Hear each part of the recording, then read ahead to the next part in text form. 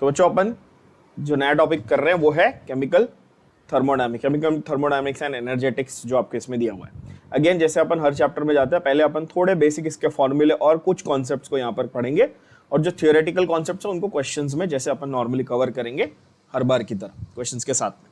तो जो जो फंडे यहाँ पर बता रहा हूँ उनके ऊपर बहुत अच्छे से फोकस करना, हर एक फॉर्मूला को समझना, उसके पीछे के टर्म्स को अच्छे से समझना, तो आपको बहुत ही आसान लगेगा। ये चैप्टर बिल्कुल डिफिकल्ट नहीं है, फर्स्ट ऑफ ऑल। दूसरी चीज की भाई आप फिजिक्स में भी ये सेम टॉपिक पढ़ते हो, सेम चैप्टर पढ़ते हो, और कुछ ऐसे बेसिक फंडामेंटल डिफरेंसेस हैं जो फिजिक्स में आप थर्मोडायनेमिक्स पढ़ते हो और केमिस्ट्री में थर्मोडायनेमिक्स पढ़ते हो, उसमें कुछ फंडामेंटल डिफरेंसेस हैं, उनके ऊपर भी आप लोग साथ साथ में फोकस करेंगे। ठीक है, चलो। तो सबसे पहला कॉन्सेप्ट जो हम लोग थर्मोडायनेमिक्स में पढ़ते, थर्मोडायनेमिक्स बेसिकली मतलब क्या, पहले ये समझ लेना, सिर्फ एनर्जी चेंजेस की बात करनी है। क्या क्या बात करनी है बच्चों अपने को थर्मोडायनेमिक्स में? डायनामिक का मतलब चेंज और थर्मो मतलब थर्मल, यानी कि ऑफ कोर्स हीट या एनर्जी के चेंजेस की बात करेंगे तो थर्मोडायनेमिक्स हो गया। किस में बात कर रहे हैं हम लोग? तो हमारे एक्चुअल जो सिलेबस को समझने का फंडा है ना थर्मोडायनेमिक्स में, उसमें आप उसको दो कैटेगरीज में बांट सकते हो। एक है जहां पर वो गैस की बात करेगा। क्या गैस? एक ऐसी गैस, एक आइडियल गैस है जो कंटेनर में रखी है, जो एक सिलेंडर में रखी हुई है, जिससे पिस्टन मूव हो रहा है ऊपर नीचे।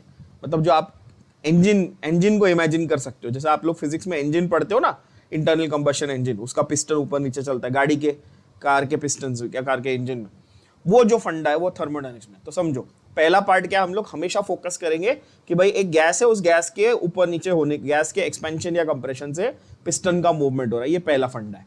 तो हमारे केमिस्ट्री में भी सेम पहला पार्ट ये है। तो बहुत सारे हमारे इक्वेशन डायरेक्टली किससे रिलेटेड होंगे बच्चों?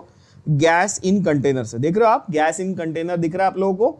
तो अगेन आपको इंटेलिजेंटली देखो इसको हैंडल करना है। आपको जब क्वेश्चन आप पढ़ोगे तो आपको चेक करना है, अच्छा कहां पर गैस दिया हुआ है, gaseous substance, gas in container ऐसा दिया हुआ है, तो वहां पर हम लोग कुछ इक्वेशंस अभी सीखेंगे वो लगाने। दूसरा एक पूरा का पूरा अलग फंडा है इसमें कि केमिकल रिएक्शंस, कोई भी केमिकल रिएक्शंस हो रहे हैं, ठीक है, आप कोल को बर्न कर रहे हो, मीथेन को बर्न कर रहे हो, आप फ्यूल्स जला के कुछ एनर्जी बना रहे हो, या कोई एसिड बेस रिएक्शन न्यूट्रलाइजेशन कर रहे हो, कोई भी केमिकल रिएक्शन कर रहे हैं तो उसमें अलग तरीके से आपकी हीट एनर्जी होगी, तो उसका एक अलग तरीके का इक्वेशन बनेगा। तो हमारा चैप्टर बेसिकली हम दो पार्ट्स में पढ़ते हैं, एक गैस के सारे रिएक्शंस या गैस के सारे प्रॉपर्टीज, ठीक है, और दूसरा की केमिकल इक्वेशंस में किस तरह से हीट का गिव एंड टेक हो रहा है। ये फंडे आपको समझने, ठीक है ना। अब हम लोग जाते हैं हमारे एक एक फॉर्मूला पे। तो सबसे पहला सिंपल फॉर्मूला और कॉन्सेप्ट क्या आता है? वर्क डन का फॉर्मूला आता है। क्या आता है बच्चों? सबसे पहला और simple formula, that is work done. W यहां पर क्या है मैं आपके लिए लिख देता हूं, W is basically work done. अब वर्क डन बाय व्हाट? अगर आपके क्वेश्चन में ऐसा दिया है, फोकस करना, ध्यान देना, अगर क्वेश्चन में ऐसा दिया है कि there is a gas in container, क्या दिया बच्चा लोग?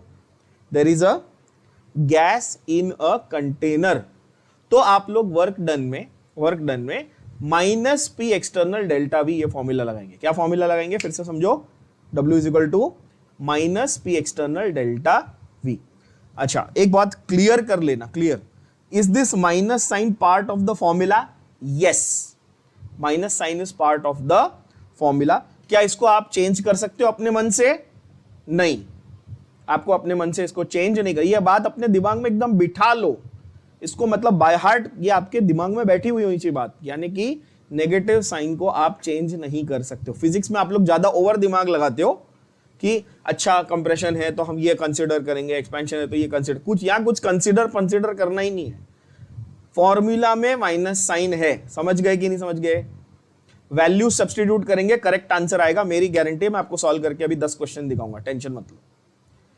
Minus sign as it is रखने का, ठीक है, फिजिक्स वाला दिमाग यहां नहीं लगाने का। ओके ठीक है। तो पी एक्सटर्नल, यहां पर पी एक्सटर्नल क्या है? एक्सटर्नल प्रेशर है। पी एक्स क्या है बच्चों?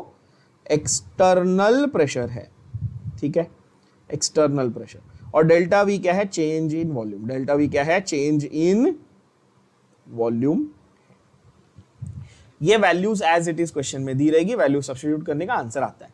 कब करने का ये सवाल है। इंटेलिजेंट बंदा क्या देखता है कि भाई कब करना है, कौन सा इक्वेशन कब अप्लाई करना है। क्या बोला मैंने, फिर से देखना, जब गैस इन कंटेनर दिया होगा तो W is equal to minus P external delta V, ये वाला इक्वेशन अप्लाई करना है। गया भेजे में? बढ़िया। दूसरा देखो W मैक्स, मैंने क्या लिखा? दूसरा क्या लिखा बच्चों? W max. मैक्स का जैसे ही वर्ड आ जाए मैक्स का वर्ड आ जाए मतलब कि ये मैक्सिमम वर्क है। ये क्या है, क्या ये है मैक्सिमम वर्क। मैंने ज्यादातर पॉइंट्स इसमें सारे कवर कर लिए, टेंशन मत लो, है ना। मैक्सिमम वर्क है ये। अच्छा, मैक्सिमम पॉसिबल वर्क कब करेगी गैस? यहां पे देखो मैंने नोट क्या लिखा है, नोट करना बच्चों दिमाग में, कि जब आइसोथर्मल और रिवर्सिबल ये दोनों शब्द क्वेश्चन में दिए रहेंगे। आप ये वाला डब्ल्यू मैक्स वाला फॉर्मूला कभी लगाएंगे बच्चा लोग? जब आइसोथर्मल और रिवर्सिबल ये दोनों शब्द, या एटलीस्ट वन रिवर्सिबल तो होना ही होना चाहिए। रिवर्सिबल एंड आइसोथर्मल हो तो बहुत अच्छा, बेस्ट है, लेकिन रिवर्सिबल शब्द तो आपके क्वेश्चन में होना ही चाहिए।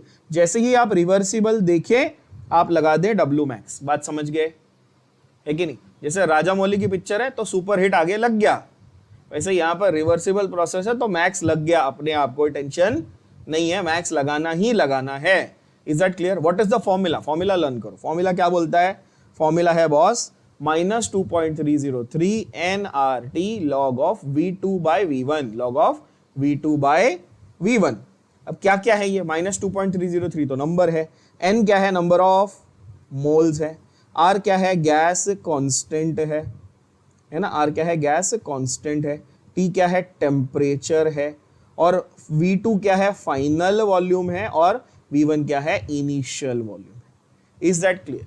एक एक टर्म पता है तो आंसर एकदम सरल है, सिंपल है। केमिस्ट्री सबसे आसान सब्जेक्ट है, टर्म मालूम होने चाहिए। फॉर्मूले गधे की तरह नहीं रटने हैं, फॉर्मूले समझने हैं। फॉर्मूला आप लोग रटते हो, रटना नहीं है, समझना है। I hope that is crystal clear बच्चा लोग, ठीक है। यहीं पे अगर V2 और V1 की जगह पे मुझे P1 P2 दिया होता, यानी इनिशियल और final pressure instead of initial final volume, अगर क्या दिया होता बच्चा लोग? इनिशियल फाइनल प्रेशर दिया होता तो भी चलता। तो मैं क्या लिख देता वहां पर? P1 और P2 लिख देता। V2 बाई V1 को क्या लिख देते अपन? P1 और P2, ठीक है। अगेन इसके थियोरी में, इसके डेरिवेशन में नहीं घुसना है, वो स्टूपिड है, वो वेस्ट ऑफ टाइम है, प्लीज अंडरस्टैंड। ओके, तो ये कब यूज करें? अगेन ये कब यूज करेंगे भाई? जब गैस दी होगी, जब क्या दिया होगा? गैस दिया होगा, और मोर इंपॉर्टेंटली वर्ड क्या दिया होगा बच्चा पार्टी? रिवर्सिबल वर्ड दिया होगा। एकदम बढ़िया, दिमाग में घुस गया। ओके, तीसरा भी डब्ल्यू है, तीसरा भी वर्क डन है, बट तीसरा वर्क डन कब अप्लाई करना है? जब आपको एक केमिकल इक्वेशन दिया होगा। कब क्या दिया होगा? एक केमिकल इक्वेशन दिया होगा जहां पर गैशियस रिएक्टेंट्स और गैशियस प्रोडक्ट्स दिए होंगे। क्या दिया होगा बच्चा लोग? गैशियस रिएक्टेंट्स और गैशियस प्रोडक्ट्स से भरा हुआ एक केमिकल इक्वेशन अगर आपको मिलता है या आपको दिया हुआ है, तो आप W is equal to minus sign तो एज इट इज है ही। देखो माइनस साइन है क्या? हर जगह माइनस साइन है, कोई टेंशन वाली बात है क्या? कंसिस्टेंसी है, समझ में आ रही है कि नहीं? ओके, तो W is equal to minus delta N G. What is delta N G? मैंने ये भी लिख के दिया। डेल्टा एन जी क्या है? Delta N G is difference in number of moles of gaseous products minus gaseous reactants. यानी कि जितने भी गैशियस प्रोडक्ट्स हैं उनके नंबर ऑफ मोल्स ले लो, जितने भी गैशियस रिएक्टेंट्स हैं उनके नंबर ऑफ मोल ले लो, और माइनस करो, उसका डिफरेंस निकालो, उसको मल्टीप्लाई करो R और T से, आपका आंसर आ जाएगा वर्क डन का। क्या ये बात भेजे में गई क्या? है ना, गैशियस रिएक्टेंट्स और प्रोडक्ट्स। कौन सा वाला कहां यूज करना, ये स्मार्टनेस है, ठीक है। फिर से देख लेना, गैस इन कंटेनर, फिर gas reversible. Gas in container दिया रहेगा तो सीधा सीधा W, गैस इन कंटेनर में रिवर्सिबल दिया रहेगा तो W मैक्स, और इक्वेशन दिया रहेगा तो W is equal to delta N G बोले तो गैशियस, है ना, RT। देन साइन कन्वेंशन, इस पे आप लोग बहुत हमेशा कंफ्यूज होते हो, ये भी क्लियर कर देते हैं। फिजिक्स वाला इसमें दिमाग मत लगाना, फिर से बोल रहा हूं, फिजिक्स में पूरा उल्टा है, पूरा अलग। गलत नहीं है, उल्टा है ना। रणबीर कपूर का फेमस डायलॉग है ना, तू गलत नहीं है, तू सिर्फ मुझसे बहुत अलग है। यहाँ पे फिजिक्स केमिस्ट्री में वही चल रहा है, ठीक है। तो साइन कन्वेंशन फॉर वर्क और हीट और एनर्जी, मैंने WHE क्यों लिखा है? वर्क के लिए भी सेम है, हीट के लिए भी सेम है, एनर्जी के लिए भी सेम है। क्या वर्क, हीट और एनर्जी एक ही बात है? हाँ, तीनों इंटर कन्वर्टेबल है, तीनों के यूनिट्स भी सेम हैं। बढ़िया। वर्क जब ऑन द सिस्टम होगा, क्या वर्क कैसा होगा बच्चा लोग? ऑन द सिस्टम मतलब गैस कंप्रेस हुई। थोड़ा दिमाग लगाओ, तुमने कंटेनर लिया, उसके ऊपर पिस्टन मतलब ढक्कन लगाया और तुम उसको कंप्रेस कर रहे हो, तो अब गैस की एनर्जी बढ़ी ना, अब तुम छोड़ोगे तो फट करके फूटेगा कि नहीं फूटेगा? है कि नहीं? लॉजिकल बात है। तुम दबा रहे हो उसको, अगर पिस्टन को तुम कंप्रेस कर रहे हो तो जब कंप्रेशन करोगे तो उसकी एनर्जी बढ़ रही है मतलब पॉजिटिव, और जब तुम उसको ऐसे रिलीज कर रहे हो जब तुम उसको क्या कर रहे हो, रिलीज, एक्सपेंशन कर रहे हो तो क्या हो रहा है बच्चा लोग, नेगेटिव। एक्सपेंशन कर रहे हो तो क्या हो रहा है, नेगेटिव। अच्छा तो उससे लॉजिक लगा कि मुझे बता सकते हो ये सारे फॉर्मूले मैंने क्या अज्यूम करके लगाए, एक्सपेंशन या कंप्रेशन, मैंने सारे क्या अज्यूम करके लगाए फॉर्मूले, सारे एक्सपेंशन मैंने अज्यूम करके लगाए। कंप्रेशन होगा ना तो अपने आप वो आपको पॉजिटिव में आंसर आएगा, टेंशन नहीं लेना है, ठीक है, बढ़िया। हीट में क्या होगा बच्चा पार्टी, जब एंडोथर्मिक यानी हीट अब्सॉर्ब्ड होगा तो पॉजिटिव और हीट रिलीज होगा तो नेगेटिव। एकदम बहुत ही सिंपल और लॉजिकल है, यस, बढ़िया। ओके, दो ऐसे चीजें जो एमसीक्यू में डायरेक्ट पूछी जाती है जो हमेशा आपको हैरान करती है, वो भी मैंने यहां पर नोट में लिख दी, दो सिंपल सिंपल स्टेटमेंट लिख दी। जब वैक्यूम लिखा हो, क्वेश्चन में क्या लिखा हो, वर्क डन इन वैक्यूम, जिसको हम लोग फ्री एक्सपेंशन भी बोलते हैं। क्या बोलते हैं बच्चा पार्टी, क्या बोलते हैं, फ्री एक्सपेंशन। ये जेई वालों का फेवरेट क्वेश्चन है, सीईटी वालों का फेवरेट क्वेश्चन, पूरा पूरा वैल्यूज देने का और नीचे लिख देने का छोटा से इसमें फ्री एक्सपेंशन हुआ है, तो आप लोग कैलकुलेट करते बैठोगे लेकिन आंसर क्या है, 0 है। और साइक्लिक प्रोसेस में भी बिकॉज स्टार्ट टू एंड जो पूरा सिस्टम का जो स्टेट है वो स्टार्ट और एंड में सेम था, तो कोई चेंज नहीं हुआ, तो इसलिए साइक्लिक प्रोसेस में भी वर्क डन क्या हो गया, 0 हो गया। तो वैक्यूम में 0, साइक्लिक प्रोसेस में 0। यहां तक सबको क्लियर है क्या, बढ़िया, आगे बढ़े। अब laws of thermodynamics, laws of thermodynamics में क्या क्या है। अब फिजिक्स में आप लोग 0th लॉ भी पढ़ते हो, फिजिक्स में क्या पढ़ते हो, मैं आपको वो भी बता देता हूं, वैसे केमिस्ट्री में है नहीं बट आपको बता देना, थोड़ा सा नॉलेज काम आएगा, कोई दिक्कत नहीं, ठीक है। 0th लॉ ऑफ थर्मोडायनेमिक्स, किसी को पता है 0th लॉ क्या होता है। 0th लॉ बोलता है if A is equal to B and B is equal to C then A is equal to C, है ना। ये बेसिकली ट्रांजिटिव प्रॉपर्टी जिसको आप मैथमेटिक्स में बोलते हो, ठीक है, कि एक triangle 1 is equal to symmetrical to triangle 2 and triangle 2 is symmetrical to triangle 3, वैसा वाला, then first and third are symmetrical. यही सेम चीज फिजिक्स में भी पढ़ाते हैं, इसी को हम लोग बोलते हैं 0th लॉ ऑफ थर्मोडायनेमिक्स। कोई टेंशन नहीं, उसका कोई ज्यादा रेलेवेंस है नहीं। फर्स्ट लॉ और सेकंड लॉ पे हमारा फोकस होगा, फर्स्ट लॉ और सेकंड लॉ। क्यों, क्योंकि उसमें न्यूमेरिकल आते हैं, उसके इक्वेशन बनते हैं। फर्स्ट लॉ क्या बोलता है, फर्स्ट लॉ बोलता है delta U is equal to Q plus W. First law of thermodynamics क्या बोलता है बच्चा party, delta U is equal to Q plus W. Again term समझे तो पूरा समझा, टर्म्स में आलस करोगे पूरा चैप्टर 0 हो जाएगा, कुछ नहीं आएगा, फिर से समझो। फर्स्ट लॉ में delta U is equal to Q plus W. What is delta U, delta U क्या है, इंटरनल एनर्जी का चेंज। डेल्टा यू क्या है बच्चा पार्टी, डेल्टा यू है इंटरनल एनर्जी का चेंज। डेल्टा मतलब चेंज और यू मतलब इंटरनल एनर्जी। अब कुछ बुक्स में यहां पर इंटरनल एनर्जी को यू की जगह पे ई लिखा हुआ मिलेगा, चिंता नहीं करनी है, ठीक है। आप में से जो ज्यादा स्मार्ट लोग हैं, जो एनसीईआरटी पढ़ते हैं या जो रेफरेंस बुक्स पढ़ते हैं, यूएसएस पढ़ते हैं, कुछ भी पढ़ो कोई दिक्कत नहीं है, रेफरेंस वहां पर सिर्फ ये दिया रहेगा कि यू की जगह पे ई दिया रहेगा, बाकी कोई टेंशन नहीं, ठीक है। मार्वल की बुक पढ़ रहे हो, जो स्टैंडर्ड बुक मैंने हमेशा कही है, उसमें आपको स्टैंडर्ड चीजें ही मिलेगी और टेक्स्ट बुक में भी यू मिलेगा, ठीक है ना। स्मॉल क्यू, स्मॉल क्यू क्या है, वो बोलता है हीट। स्मॉल क्यू क्या है बच्चा पार्टी, स्मॉल क्यू है हीट, ठीक है। कैपिटल क्यू नहीं, कैपिटल क्यू चार्ज होता है ना। स्मॉल क्यू क्या है, हीट। और डब्ल्यू तो आपको पता ही है, डब्ल्यू क्या है, वर्क है। डब्ल्यू क्या है, वर्क। तो internal energy is equal to heat plus work. समझ गए क्या, ये क्या बोला, ये फर्स्ट लॉ। अच्छा, एक छोटा सा एमसीक्यू पॉइंट आपको साथ में ये भी बता दूं कि first law is also the law of conservation of energy. First law is nothing but the law of, जो आप स्कूल लेवल से बचपन से रटते हुए आ रहे हो ना, जो एक लॉ, क्या, energy can neither be created not destroyed, it can be converted from one form to another. जो एकदम इतना फास्ट, क्योंकि इतनी बार पढ़ाई है स्कूल में, सब बच्चे रटा हुआ होता है ये, जैसे वो म्यूचुअल फंड का सब्जेक्ट टू मार्केट रिस्क वाला, उतनी तेजी से ये डेफिनेशन बोलते हो आप लोग, ठीक है ना। तो ये law of conservation of energy है, ठीक है बच्चा। अब एक second, law of conservation of energy, ठीक है ना। इसको हम लोग universal law of conservation of energy वगैरह बहुत कुछ बोलते हैं, 4-5 अलग अलग नाम है, ठीक है। Then you have this particular equation applicable for various types of processes। इसके ऊपर मैं आऊंगा, ठीक है, various types of process। पहले आप फंडा समझ लो फर्स्ट लॉ का फिर से, internal energy is equal to heat plus work. तुमने हीट दी या ली, उससे पॉजिटिव नेगेटिव पता चलेगा, ये ऊपर लिखा है देखो, एक्सोथर्मिक एंडोथर्मिक। तुमने वर्क कंप्रेशन का किया क्या एक्सपेंशन का किया, वो भी पता चलेगा, पॉजिटिव नेगेटिव। विच मीन्स कि इन दोनों का मैंने तुमको साइन कन्वेंशन बता दिया, बताया या नहीं बताया, बोलो हाँ या ना, बताया मैंने। बस तुमको साइन कन्वेंशन मालूम है और दोनों को ऐड या सब्ट्रैक्ट, जो मतलब पॉजिटिव नेगेटिव जो भी वैल्यू आएगा उसको ऐड करो, टोटल एनर्जी चेंज मिल जाएगा। एकदम आसान है, बढ़िया, बस यही फंडा है फर्स्ट लॉ का। अब ये जो फर्स्ट लॉ है ये वेरियस टाइप्स ऑफ प्रोसेसेस के लिए आपको अप्लाई करना है बच्चों। क्या करना है, यही जो फर्स्ट लॉ है इसको वेरियस टाइप्स ऑफ प्रोसेसेस में बच्चा लोग अप्लाई करना है। Isothermal, isobaric, isochoric, adiabatic, 4 type के प्रोसेस कौन से होते हैं, फिर से बोलेंगे, आइसोथर्मल, आइसोबारिक, आइसोकोरिक और एडियाबैटिक। इनके मतलब भी समझ लेते हैं जरा। जो नॉर्मल प्रोसेस होता है वो हमेशा क्या माना जाता है, वो हमेशा आइसोबारिक।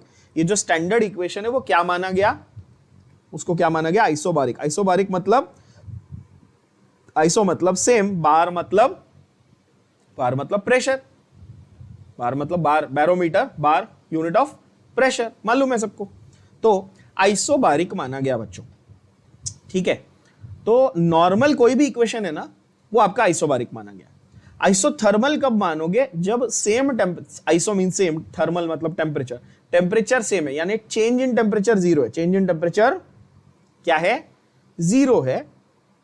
अगर temperature zero, change in temperature zero है तो चेंज इन इंटरनल एनर्जी भी जीरो होगा। इससे एक और एमसीक्यू निकल के आता है कि भाई internal energy only depends on, बताओ, ओनली डिपेंड्स ऑन टेम्परेचर। ये भी एक एमसीक्यू पॉइंट निकल के आ गया आपका। अच्छा, अगर मैं डेल्टा यू को जीरो बोल दूं, इस इक्वेशन में करो, जीरो डाल दो डेल्टा यू को, तो क्या मैं बोलूं Q is equal to minus W, ये नया इक्वेशन बन गया। समझ गए क्या? क्या सारे इक्वेशन रटने हैं क्या आपको? नहीं, आपको ढंग से स्मार्टली एक इक्वेशन याद करना है और हर एक कंडीशन में किसको जीरो मानना है ये लेकर 2 सेकंड में इक्वेशन को डिराइव कर लेना। ये स्मार्टनेस है। समझ गए कि नहीं समझ गए? आपको एक ही इक्वेशन को लर्न करना है बच्चा पार्टी। अच्छा, फिर अगर आइसोकोरिक बोल दिया, the word isochoric means no change in volume.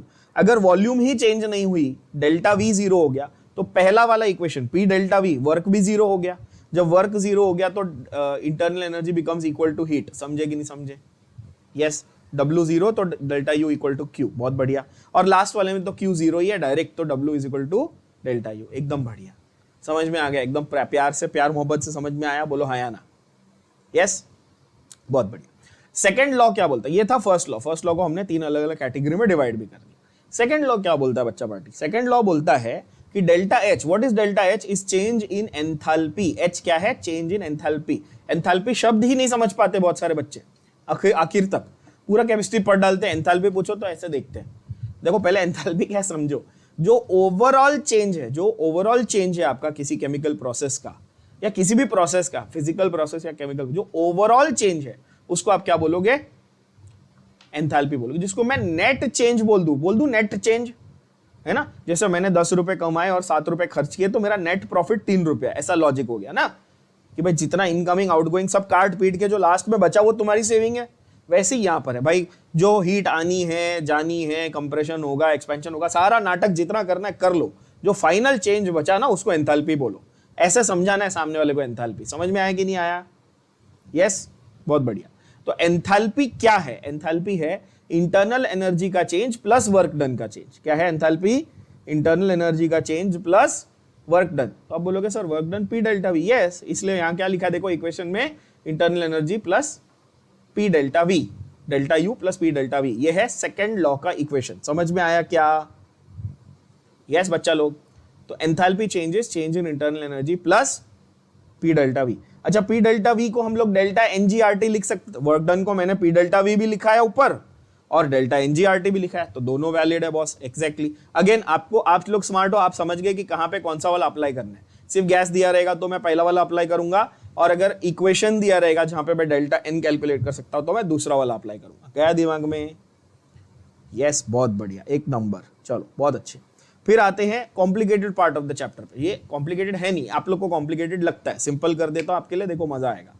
ठीक है, बहुत सारी एंथैल्पीज है। आप बोलते सर बहुत सारी एंथैल्पीज है, याद करने में डिफिकल्टी होती है। भाई कुछ डिफिकल्टी नहीं है, टेंशन मत लो, 2 मिनट में याद कराऊंगा। चलो, एंथैल्पी ऑफ रिएक्शन। जब केमिकल रिएक्शन दिया रहेगा तो उसकी एंथैल्पी क्या दिया रहेगा? केमिकल रिएक्शन दिया रहेगा तो उसकी टोटल एनर्जी चेंज। एक केमिकल रिएक्शन हो रहा है, ए इज बिकमिंग बी। मैंने कागज लिया, उसको आग लगा दी, कागज जल गया, समझो एक सिंपल केमिकल रिएक्शन हुआ ये, है ना?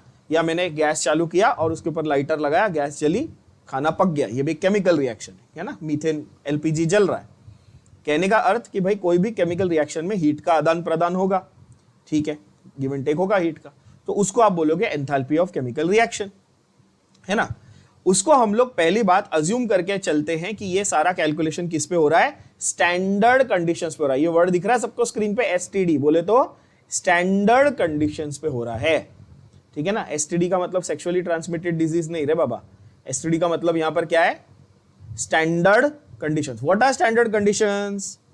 What are standard conditions? Standard conditions are room temperature that is 25 degree Celsius यानी कि 298 केल्विन एंड 1 बार प्रेशर यानी कि 1 एटमॉस्फेयर प्रेशर, ठीक है। हम लोग नॉर्मली 1 ATM लिखते थे, बट मैंने आपको ये कहा हुआ है कि आजकल नया स्टैंडर्ड है 1 बार, ठीक है ना। ओके, तो ये जो डेल्टा H है इसको कैसे बोलेंगे आप लोग कोई भी केमिकल रिएक्शन के लिए? सबसे आसान, सिर्फ एंथैल्पी ऑफ प्रोडक्ट लो और उसमें से एंथैल्पी ऑफ रिएक्टेंट्स को माइनस कर दो। क्या कर दो? Enthalpy of products minus enthalpy of reactants बच्चों, ठीक है। Products minus reactants always, okay. अगर अब नोट करना, यहां पर देखो कंफ्यूजन होती है, ध्यान से सुनना। अगर आपको जनरल एक केमिकल इक्वेशन दिया है, केमिकल रिएक्शन दिया हुआ है, ठीक है, तो आप क्या करेंगे? प्रोडक्ट माइनस रिएक्टेंट करेंगे, आंसर लिखेंगे, बात खत्म। समझ गए? इजी है कि नहीं, है ना। अब बोलोगे सर हमको कैसे पता प्रोडक्ट और रिएक्टेंट? तो भैया दिया होगा क्वेश्चन में, काहे को टेंशन ले रहे हो, क्वेश्चन में वैल्यूज दी होगी, ठीक है, टेंशन नहीं लेना। लेकिन यदि आपको बॉन्ड एंथैल्पी ये शब्द मिल जाए, क्वेश्चन में क्या शब्द, कौन सा वर्ड ढूंढना है क्वेश्चन में? Bond enthalpy. जैसे वहां पे मैंने डब्ल्यू मैक्स में रिवर्सिबल शब्द ढूंढने को बोला था, है ना, वैसे यहां पर आपने ढूंढना है बच्चों बॉन्ड एंथैल्पी ये शब्द ढूंढना है। अगर आपने बॉन्ड एंथैल्पी ये शब्द आपको गलती से दिख गया क्वेश्चन में, तो आप नया फॉर्मूला यूज करोगे जहां पर उल्टा कर दोगे। देखो यहां पर था प्रोडक्ट्स माइनस रिएक्टेंट्स, लेकिन बॉन्ड एंथैल्पी शब्द मिल गया तो reactant bonds minus product bonds करोगे। बात समझ में आई क्या? भेजे में गई क्या? बोलो हाँ या ना, है ना। बॉन्ड एंथैल्पी शब्द देखते ही आप करोगे reactant bonds minus product bonds, एकदम बढ़िया। अब मैंने कुछ पॉइंट्स टू रिमेंबर, देखो ये फॉर्मूला शीट नहीं लिख के दी है मैंने आपको, पूरे चैप्टर का सिनॉप्सिस ही लिख के दिया, आप देखो तो, ठीक है ना। और इतना पढ़ो, सेट है आपका चैप्टर। ओके, तो यहां देखो पॉइंट्स टू रिमेंबर, एंथैल्पीज के बारे में क्या क्या पॉइंट्स आप याद रखेंगे। पहला, आप एंथैल्पी ऑफ फॉर्मेशन को एक स्पेशल मेंशन कर रहा हूं मैं यहां पर, क्या एंथैल्पी ऑफ फॉर्मेशन। जब भी एंथैल्पी ऑफ फॉर्मेशन की बात हो रही है बच्चा पार्टी, तो हमेशा कितने मोल को आप कंसीडर करोगे, कितने मोल कंसीडर करोगे? आप स्क्रीन पे देख सकते हो, ओनली ऑलवेज 1 मोल, है ना। क्या? 1 मोल, मतलब कि फॉर्मेशन हो रहा है किसी सब्सटेंस का कितनी क्वांटिटी में? 1 मोल क्वांटिटी बन रही है। कितनी बन रही है? 1 मोल। जैसे कि अगर मैं आपको कहूं कि वाटर के बनने का ये इक्वेशन है बच्चा पार्टी, क्या इक्वेशन है? H2 + O2 gives H2O। अब बैलेंसिंग आप करते हो, हमेशा आप क्या करते हो? बैलेंसिंग करते हो, तो आप बोलोगे ये 2 और ये 2, तो क्या ये फॉर्मेशन के लिए एप्लीकेबल है क्या? ये इक्वेशन मुझे आप बताना, क्या ये फॉर्मेशन के लिए एप्लीकेबल है? नहीं, रॉन्ग हो जाएगा। क्यों? क्योंकि यहां पर कितने मोल बन गए बॉस? 2 मोल बन गए। मैंने क्या क्लियर किया है, कितने बनने चाहिए? 1 मोल। बात समझ में आ रही क्या? तो इसलिए मैं इसको फॉर्मेशन के लिए नहीं लिख सकता, तो मैं फॉर्मेशन के लिए कैसे लिखूंगा? मैं फॉर्मेशन के लिए लिखूंगा यहां पर ½ O2, ताकि मेरा जो राइट साइड ये कंसिस्टेंटली क्या बने? 1 मोल बने। गया समझ में? आया दिमाग में? यस, अरे सॉरी उल्टा बोल दिया, गया दिमाग में, आया समझ में, हाँ, है ना, ठीक है, बढ़िया। तो एंथैल्पी ऑफ फॉर्मेशन क्या याद रखेंगे? 1 मोल बनना चाहिए। अच्छा, कहां से बनना चाहिए? Formed from elements only. किसी कंपाउंड से बनाएगा तो चलेगा क्या? वाटर तो एसिड प्लस बेस डाल के भी बनता है, acid plus base give salt plus water, तो चलता है कि हाइड्रोजन ऑक्सीजन से ही बनाना चाहिए? सिर्फ हाइड्रोजन ऑक्सीजन से बनाएंगे तो ही उसको एंथैल्पी ऑफ फॉर्मेशन कंसीडर करेंगे। समझे कि नहीं समझे? सिर्फ और सिर्फ हाइड्रोजन ऑक्सीजन से बनाएंगे बच्चों तो ही उसको एंथैल्पी ऑफ फॉर्मेशन कंसीडर करना है। Is that clear? बहुत बढ़िया। ओके, एंथैल्पी ऑफ कंबशन, यहां पे भी 1 मोल है, यहां पर भी क्या करना है? 1 मोल। यहां पर 1 मोल सब्सटेंस लेना है, उसको जलाना है। 1 मोल सब्सटेंस लेना है और उसको बर्न करना है in the presence of. Combustion का मतलब क्या? Burning in the presence of oxygen. किसके प्रेजेंस में जलाना है? ऑक्सीजन के प्रेजेंस में, है ना। तो ऑक्सीजन मॉलिक्यूल आप लोगे, उसके प्रेजेंस में आप किसी चीज को बर्न करोगे, कंबशन हो गया। कंबशन में सारे क्वेश्चन विदाउट एक्सेप्शन, सारे क्वेश्चन हाइड्रोकार्बन के ही बनेंगे। किसके बनेंगे? हाइड्रोकार्बन। और हाइड्रोकार्बन को जलाने पे क्या बनता है ये भी पहले से बता दे रहा हूं, टेंशन ही नहीं लेना है। CO2 एंड वाटर, ये आपको मैं फर्स्ट चैप्टर से पढ़ाते आ रहा हूं। जब भी हाइड्रोकार्बन बर्न होगा, जलेगा, क्या बनेगा बच्चा पार्टी, CO2 प्लस H2O बनेगा। गारंटी है ये बात, सही है। तो कंबशन में ये याद रहेगा। हेस लॉ, हेस लॉ कभी लगाना है, नोट देखिए हेस लॉ की बच्चों, नोट देखिए हेस लॉ की, क्या बता रहा हूं मैं। हेस लॉ की नोट में मैंने क्या लिख के दिया आपको, हेस लॉ की नोट में ये लिख के दिया है कि भाई जब many thermochemical equations are given, जब बहुत सारे केमिकल इक्वेशन दिए हो तो चुपचाप गपचुप में हेस लॉ लगा देने का। क्या लगाने का, हेस लॉ लगा देने का। It's also called the law of heat summation, it's also called the law of, क्या बोलते हैं इसको हम लोग, लॉ ऑफ कांस्टेंट, एक्चुअली इसको law of constant heat summation कहते हैं, ठीक है, law of constant heat summation.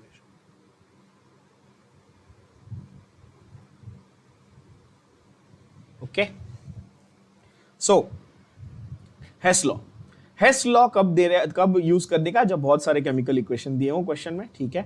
उसमें डेल्टा एच कैलकुलेट करने के लिए जितने भी इक्वेशन दिए हैं उनको एल्जेब्रिक टर्म्स में, मतलब एल्जेब्रा जैसे मैथ्स होता है ना, पॉजिटिव नेगेटिव, उसको ऐड और सब्ट्रैक्ट तुरंत करके फाइनल आंसर लेके आने का।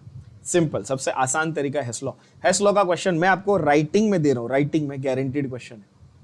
आप कोई भी एंट्रेंस, दुनिया के कोई एंट्रेंस एग्जाम देके आ जाओ, आप जेई दो, आप सीईटी दो, आप बिटसेट दो, आप जो एग्जाम देनी है दो, आपका हेस लॉ का क्वेश्चन गारंटीड है बच्चा पार्टी। हेस लॉ नहीं आता तो सीख लो, फ्री के मार्क्स है, ठीक है।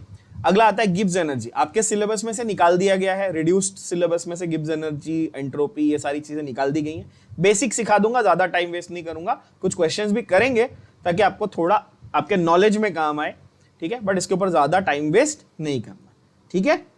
गिब्स एनर्जी, इसको हम लोग और किस नाम से जानते हैं, इसको हम लोग फ्री एनर्जी भी कहते हैं। क्या कहते हैं बच्चा लोग, फ्री एनर्जी, ठीक है, free energy. Okay, Gibbs energy delta G. अच्छा, नॉट लिखा है, इसका नॉट का मतलब स्टैंडर्ड, नॉट का मतलब स्टैंडर्ड कंडीशन, स्टार्टिंग में बोल दिया स्टैंडर्ड कंडीशंस का हिस्सा डिनोट करने का नॉट लिखा रहेगा, ऊपर ऐसा जीरो बनाया रहेगा ना, तो उसको क्या बोलने का, स्टैंडर्ड कंडीशंस। अच्छा, आप बोलोगे ओके, तो यहां पर डेल्टा जी जो है बच्चा पार्टी, वो है आपके delta H minus T delta S, यानी enthalpy minus temperature into delta S बोले तो क्या है, डेल्टा एस बोले तो चेंज इन एंट्रोपी है। एस क्या है, चेंज इन एंट्रोपी। एंट्रोपी का मतलब क्या, एंट्रोपी का मतलब डिग्री ऑफ रैंडमनेस, कितना रैंडमनेस है मॉलिक्यूल में। जैसे गैस में बहुत सारे रैंडम मोशन होता है ना मॉलिक्यूल्स का, ब्राउनियन मोशन जिसको आप बोलते हो, तो वो है एंट्रोपी, उसका एक क्या बोलते हैं, यूनिट या एक फिनोमिनन आप बोल सकते हैं, ठीक है। तो डेल्टा एस, अगेन इसकी वैल्यू क्वेश्चन में दी रहेगी, चिंता नहीं करने का, डेल्टा एस की वैल्यू दी रहेगी, टेम्परेचर दिया रहेगा, एंथैल्पी दी रहेगी, आपको डेल्टा जी कैलकुलेट करना। मतलब इस पूरे इक्वेशन में से तीन चीज, 1 2 3 4 चीजें हैं, 3 दी रहेगी, चौथा फाइंड आउट करने का, टेंशन नहीं लेने का। स्पॉन्टेनियस नॉन स्पॉन्टेनियस, ये बढ़िया क्वेश्चन है। अगेन ये आपके सिलेबस में से उन्होंने निकाल दिया, बट सीईटी में आने के बहुत हाई चांसेस है, क्योंकि बहुत बेसिक कॉन्सेप्चुअल फंडामेंटल चीज है, ध्यान दे देना जरा। स्पॉन्टेनियस कभी बोलने का रिएक्शन को, और नॉन स्पॉन्टेनियस कभी बोलने का। बहुत सारे बच्चे में देखा एकदम वो स्पॉन्टेनियस नॉन स्पॉन्टेनियस समझा ही नहीं पाते। अगर मैं ऐसा बोलूं, मैं स्टूडेंट हूं तुम समझाओ, नहीं समझा पाओ, तो पहले सीखो उसको सिंपल भाषा में कि स्पॉन्टेनियस का शब्द का अर्थ क्या है, ठीक है। अब मुझे बताओ, जैसे अगर तुम गाड़ी चला रहे हो, तुम कार चला रहे हो, ठीक है, कार या बाइक चला रहे हो, तुमने चाबी घुमाई, इंजन स्टार्ट हुआ, ठीक है। अब क्या ऐसा होता है क्या कि जब तुम गाड़ी चला रहे हो, इंजन तुमने स्टार्ट किया, तो तुमको कॉन्स्टेंटली एक्सेलरेशन देना पड़ता है ना, तुमको कॉन्स्टेंटली एक्सेलरेटर पे पैर, या फिर बाइक चला रहे हो तो एक्सेलरेटर दबाना पड़ता है, तब जाके वो चलती है ना। क्या ऐसा तो है नहीं कि एक बटन दबाया और अपने आप चल रही है, ऐसा होता है क्या, ऐसा तो नहीं है ना। तो जो चीज जिसके लिए तुमको कंसिस्टेंटली एनर्जी कंटिन्यूसली प्रोवाइड करनी है, वो नॉन स्पॉन्टेनियस है, समझे क्या।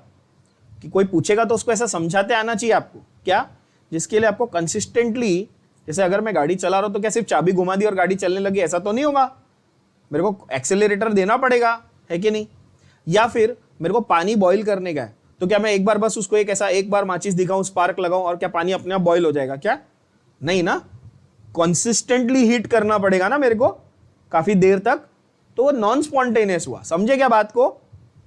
लेकिन यही आप कागज, आप एग्जांपल लो पेपर का, मैं उसको बस एक चिंगारी दिखाऊं अपने आप जलेगा ना, मेरे को क्या उसको कंटिन्यूअस आग देना पड़ेगा क्या, नहीं ना, समझे क्या बात को।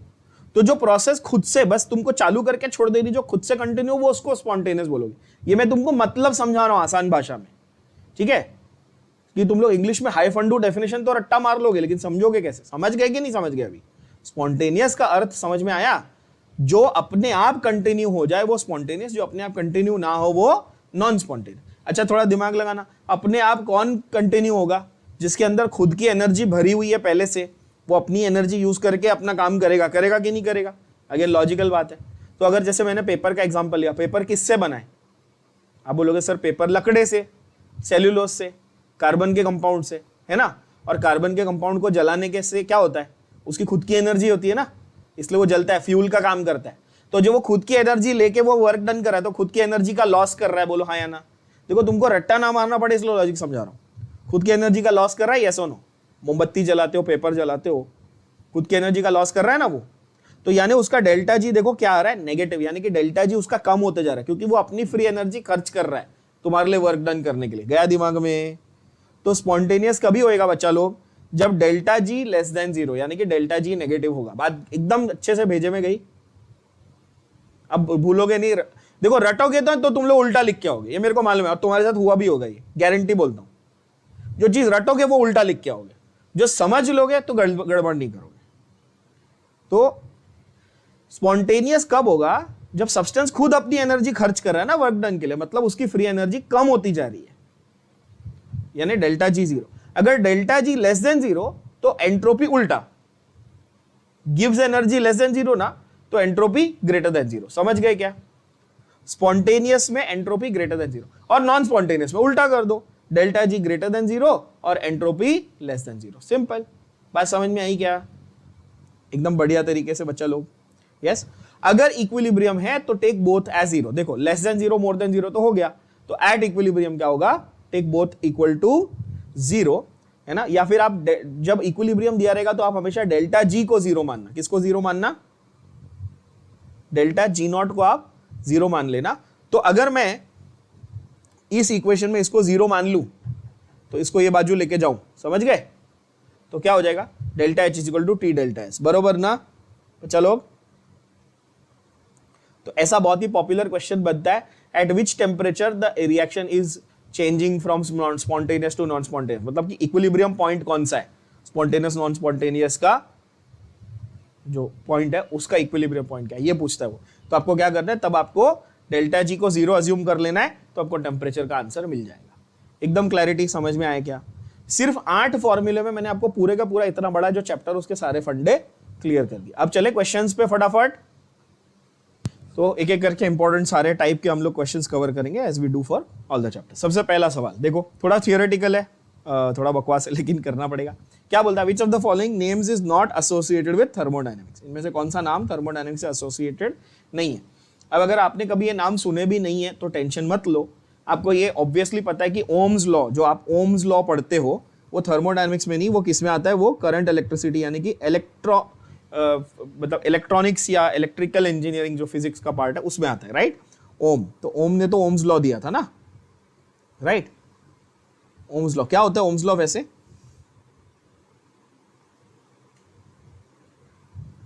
V is equal to IR, है ना, ये ओम्स लॉ है। बाकी तीनों का मैं आपको थोड़ा सा एक ब्रीफ हिस्ट्री दे देता हूं, ठीक है, आपके अंडरस्टैंडिंग के लिए। क्लॉसियस ने हमें दी थी second law of thermodynamics. Clausius ने सेकंड लॉ बताया था। हेल्महोल्ट्ज तो आप लोग फिजिक्स में पढ़ते ही हो, गिब्स हेल्महोल्ट्ज इक्वेशन जो है वो, हेल्महोल्ट्ज कांस्टेंट भी पढ़ते हो। कार्नोट साइकिल भी आप फिजिक्स में पढ़ते हो। कार्नोट ने भी हम लोगों को एक बेसिकली एक आइडियल साइकिल बताई थी थर्मोडायनेमिक्स की, जहां पर difference of temperatures is going to generate energy, ठीक है। तो यहां पर बेसिकली हमारा आंसर क्या हो जाएगा? ऑप्शन डी सीधा सीधा आंसर हो जाएगा। क्लियर? सेकंड क्या बोलता है? Crystallisation of something is what kind of process. किसी चीज का अगर क्रिस्टलाइजेशन हो रहा है तो वो किस टाइप का प्रोसेस है? रिवर्सिबल या फिर इरिवर्सिबल, या फिर spontaneous, non spontaneous, equilibrium, dissolution, whatever. तो क्रिस्टलाइजेशन बच्चों किसी भी चीज का कैसा है? ऑफ कोर्स स्पॉन्टेनियस प्रोसेस है। कैसा है? स्पॉन्टेनियस। मैंने क्या बोला था? स्पॉन्टेनियस को कैसे डिफाइन करना है? जो अपने आप हो सके, है ना, जो अपने आप हो सके वो क्रिस्टलाइजेशन। आप सबने देखा होगा, मैं आपको एक एग्जांपल देता हूं, बहुत बढ़िया सा एग्जांपल देता हूं। आप सबने देखा होगा बॉर्नविटा वगैरह, बॉर्नविटा तो खाया सबने बचपन में, अभी भी खाते होगे बॉर्नविटा दूध में डाल के, या कॉफी के साथ होता है। कॉफी का पैकेट कभी खुला रख दो या बॉर्नविटा का पैकेट खुला रख दो, थोड़े टाइम के बाद देखा है क्या हो जाता है उसमें से बड़े बड़े लंप्स बन जाते हैं ना। वो तुम जानबूझ के बनाते हो कि अपने आप बन जाते हैं? अपने आप बनते हैं ना, तो स्पॉन्टेनियस प्रोसेस है ऑफ कोर्स, है ना। या फिर कोई अगर सॉल्ट है जो पानी अब्सॉर्ब कर ले, वाटर ऑफ क्रिस्टलाइजेशन अब्सॉर्ब कर ले, तो भी वो स्पॉन्टेनियसली करेगा।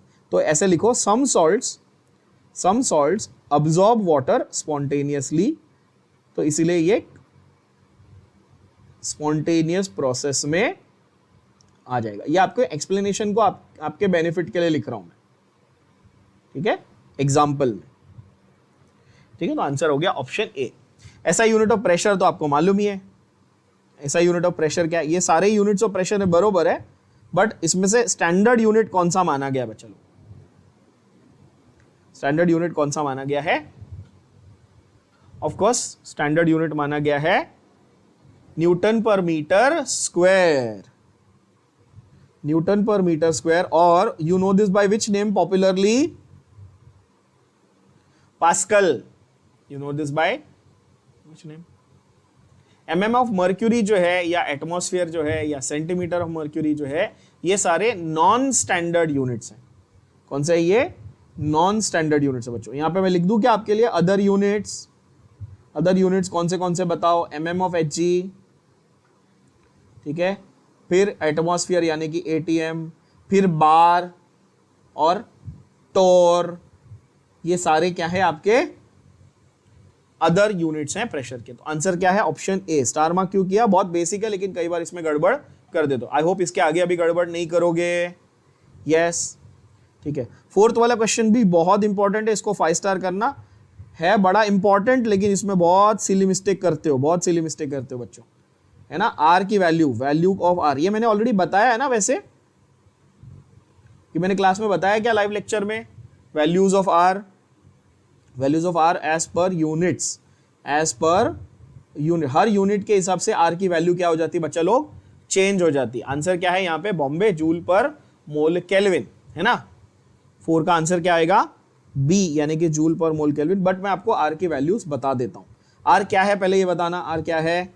आर है यूनिवर्सल गैस कांस्टेंट। क्या है ये? Universal gas constant. हम लोग आइडियल गैस इक्वेशन में PV = nRT में ये जनरली यूज करते हैं, और भी बहुत जगह यूज करते हैं। बट इसका वैल्यूज देख लो जरा। आर की वैल्यू 8.314 है। कितनी? 8.314, जब जूल पर मोल केल्विन में होगी। जिसमें होगी जूल पर मोल केल्विन, यानी कि जब जो हीट है या वर्क है वो किस में होगा बच्चा लोग? वो जूल में होगा। और यही आर की वैल्यू 1.987 कैलोरी पर मोल केल्विन में होगी। किस में होगी? कैलोरी पर मोल केल्विन। तो ऑप्शन ए को ध्यान से देखना, उसमें अगर केल्विन लिखा होता तो वो राइट हो सकता था, है ना। ऑप्शन ए में गलती क्या है? केल्विन नहीं लिखा। अच्छा, बाय द वे इसको आप ऑलमोस्ट इक्वल टू 2 मान लेते हो। हाँ, अप्रोक्सीमेटली इक्वल टू आप क्या मान लेते हो? 2 मान लेते हो, ठीक है, हमेशा कैलकुलेशन में। और तीसरा एंड आखिरी क्या है? जूल पर मोल हो गया, ये अपना क्या बोलते हैं, कैलोरी पर मोल हो गया। और तीसरा कौन सा है? लीटर एटमॉस्फेयर पर मोल केल्विन, है ना। कौन सा है? लीटर एटमॉस्फेयर पर मोल केल्विन, दैट इज 0.082। एक्चुअली 0.0825 होता है, इसलिए इसको हम लोग 0.083 मान लेते हैं, है ना। 0.083 हम लोग मान के इसका कैलकुलेशन करते हैं। क्या ये बात समझ में आ रही है क्या सबको? बढ़िया। यहां पर नोटिस करना, मोल केल्विन तो कांस्टेंट है बच्चा पार्टी, सिर्फ आपका जो वर्क डन का यूनिट है वो चेंज हो गया। जब प्रेशर और वॉल्यूम ऐसा दिया रहेगा तो हम लोग ये वाला बहुत ज्यादा यूज करेंगे। Okay, 1 joule is equal to how many calories? 1 joule is equal to how many calories? Basic conversion physics में भी यूज होता है, बट सिली मिस्टेक करते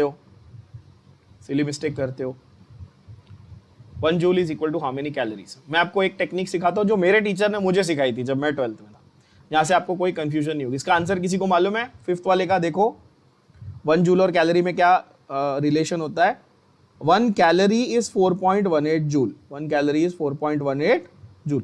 आप में से बहुत लोग ऐसा लिख देते हैं गलती से, 1 जूल इज 4.18 कैलोरी। कौन सा वाला करेक्ट है इसमें से? पहला वाला कि सेकंड वाला? पहला वाला करेक्ट है, सेकंड वाला रॉन्ग है ना। और इसलिए गड़बड़ होती है ना, आपने खुद एक्सपीरियंस किया है कि गड़बड़ हो जाती है आप लोगों से। तो गड़बड़ नहीं करने के लिए आपको तरीका बताता हूं। यहाँ पे मैंने लिखा 1, यहाँ पे मैंने लिखा 4.18, है ना, 1 और 4.18 ऐसा लिख दिया। अब कंफ्यूजन ये है कि मैं कैलोरी कहाँ लिखूँ, जूल कहाँ लिखूँ। तो 1 कम है कि 4.18 कम है, कौन सा कम वैल्यू है? C for come, J for ज़्यादा, ऐसा याद रखो बस। देखो इजी, अब तो कोई कंफ्यूजन जिंदगी में नहीं होने वाला। समझ गए कि नहीं समझ गए? यस, बढ़िया।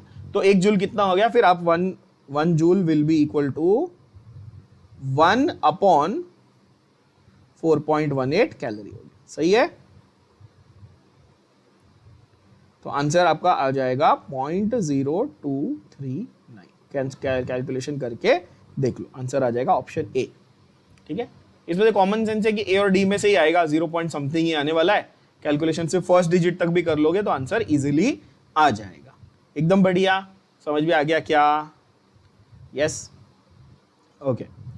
7th वाला क्वेश्चन देखो, कोहेसिव फोर्स बिटवीन मॉलिक्यूल। मैं आपको सारे क्वेश्चन नहीं, आपको पता ही है, हम लोग टाइप वाइज कवर करेंगे और जो इंपॉर्टेंट क्वेश्चन है उनको कवर करेंगे। ठीक है, ऑफ कोर्स आप बाकी के आप खुद से एक बार अटेम्प्ट करना, फिर डाउट्स हो गए तो अपन डिस्कस करेंगे। कोहेसिव फोर्स बिटवीन सॉलिड और liquid is also called which type of force?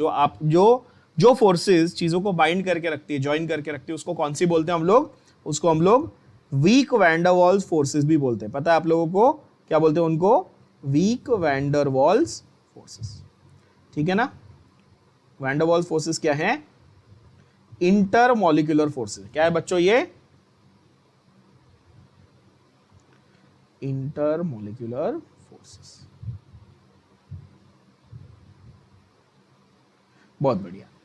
Okay, अगला, units of heat are. Heat के यूनिट्स कौन से हैं?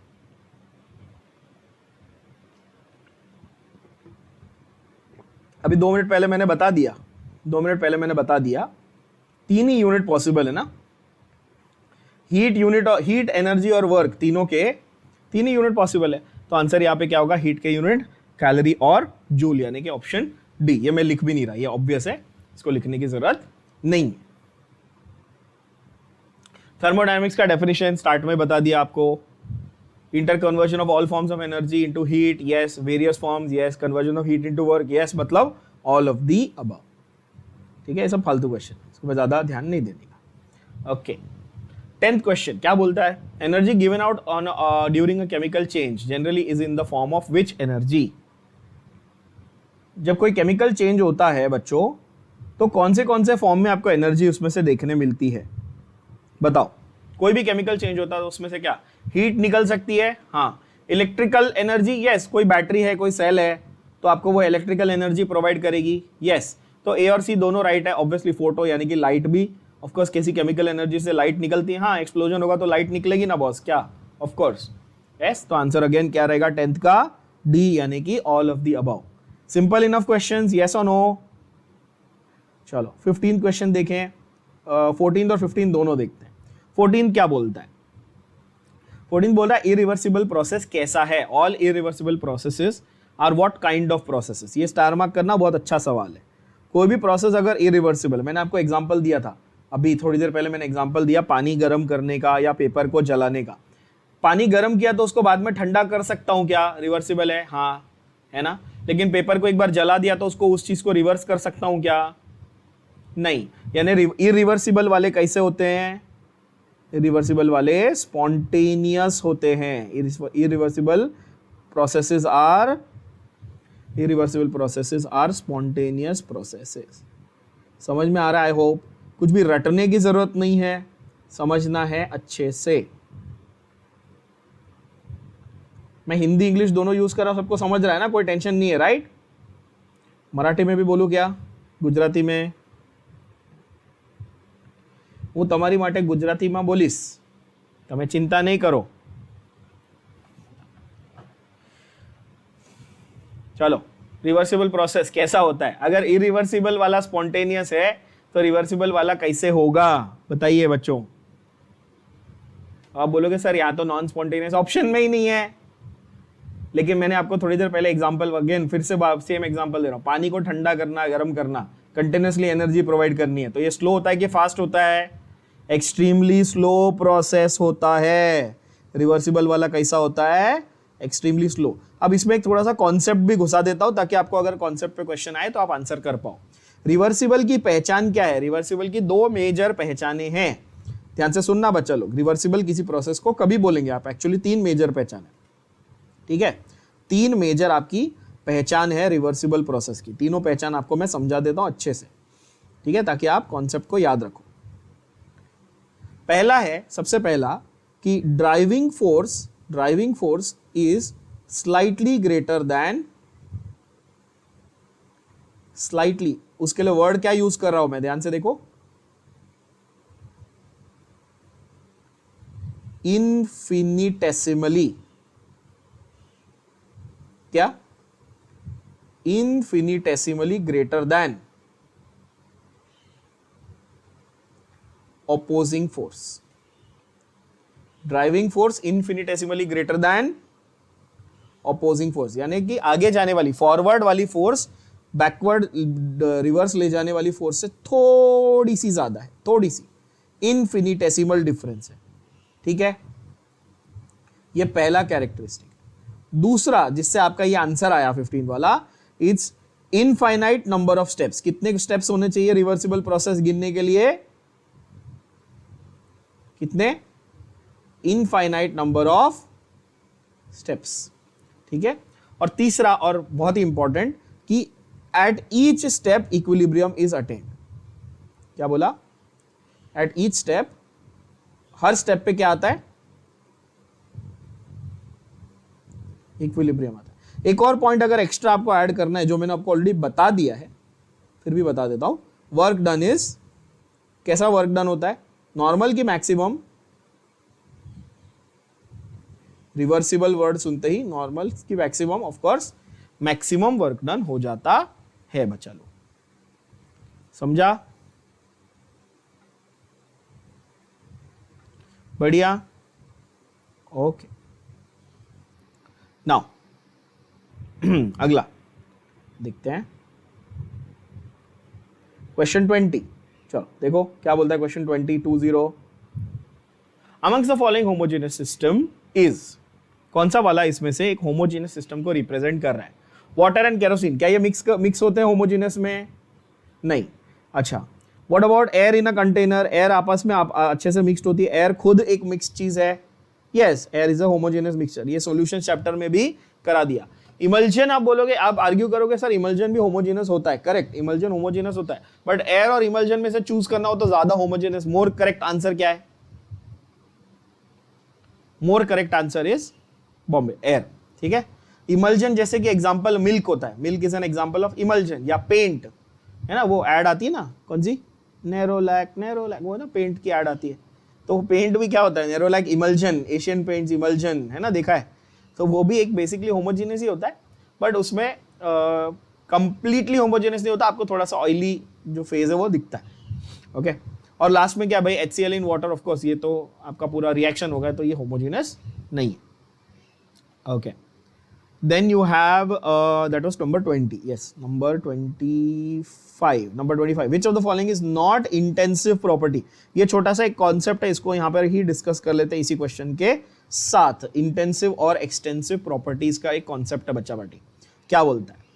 इंटेंसिव और एक्सटेंसिव। इंटेंसिव मतलब does not depend on amount of substance. Intensive property does not depend on amount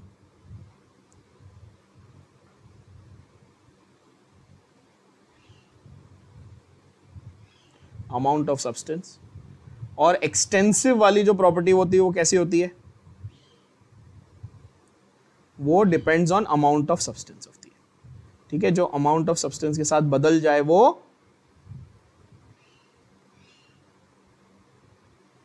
extensive. तो अब question को पढ़ो, आंसर आ जाएगा। तो देखो क्या बोल रहा, विच of the following is not intensive? Of course answer is volume. Volume depends on amount of substance ना। नॉट इंटेंसिव पूछा है, क्वेश्चन को पढ़ो, क्या पूछा है?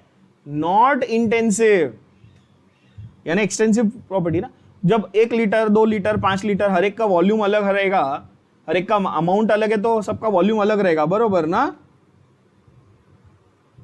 यस और नो? यस, तो आंसर क्या है? Of course volume. Viscosity change थोड़ी होगी। अरे कम तेल, समझो 1 लीटर तेल है और 5 लीटर तेल है, तो दोनों की विस्कोसिटी तो सेम है ना बॉस। क्वेश्चन पढ़ो ध्यान से, देखो क्या बोल रहा है। नॉट इंटेंसिव, वो आपको हमेशा इस इंटेंसिव एक्सटेंसिव में बच्चों वो हमेशा इसमें घुमाएगा, नॉट करेक्ट करेक्ट ऐसा वाले में, ठीक है ना, इस तरह से। 26 वाला देखो कितना बढ़िया क्वेश्चन है। 26 वाला देखो बच्चों, चलो सॉल्व करो खुद से, ये लॉजिक से, बहुत बढ़िया question. Which of the following groups includes 2 intensive and 1 extensive? 2 intensive और 1 एक्सटेंसिव प्रॉपर्टी। जैसे पहले वाले में टेम्परेचर, एनर्जी, मास, उसमें 2 एक्सटेंसिव, एनर्जी और मास एक्सटेंसिव है, अमाउंट पे डिपेंड करता है। दूसरे वाले में mass, volume, density, again 2 extensive है। तीसरे वाले में ऑप्टिकल एक्टिविटी, वॉल्यूम और specific heat. Oh nice, volume is extensive, optical activity and specific heat is intensive, यानी कि आंसर होगा ऑप्शन सी। 26 का आंसर होगा ऑप्शन सी। बहुत बढ़िया सवाल। लास्ट वाला बॉइलिंग पॉइंट, वॉल्यूम, एनर्जी, भाई वॉल्यूम एंड एनर्जी एक्सटेंसिव है, तो आपको 2 इंटेंसिव 1 एक्सटेंसिव चाहिए। समझा कि नहीं समझा?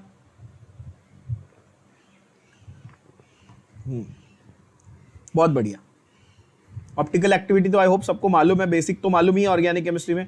नहीं पता तो आपको हैलोजन डेरिवेटिव में बहुत डिटेल में सिखाऊंगा, टेंशन मत लो।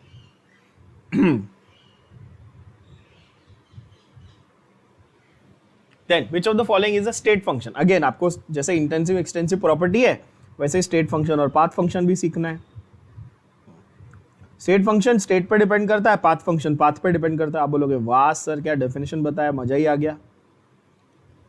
State function depends on state, इसका मतलब क्या? डिपेंड्स ऑन स्टेट का मीनिंग क्या है बॉस?